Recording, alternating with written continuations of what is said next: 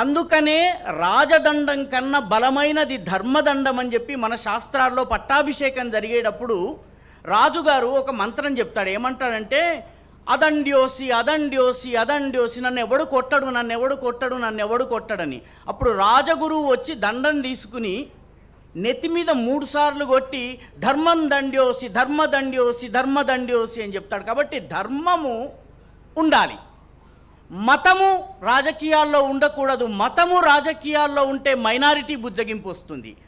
మతము రాజకీయాల్లో ఉన్నట్టయితే వాళ్ళెవరికో 4% మతం ఆధారంగా రిజర్వేషన్ ఇవ్వాలని చెప్పి మన రాజ్యాంగంలో వస్తుంది. కాబట్టి మతము రాజ్యాంగంలో ప్రవేశించకూడదు. మతము గనక రాజ్యాంగంలోకి మన పరిపాలనలోకి ప్రవేశిస్తే ఓట్ల రాజకీయాలు వస్తాయి. దీనివల్ల దేశానికి చాలా అపకారం జరుగుతుంది. దీనివల్ల ఒకసారి దేశ విభజన జరిగింది,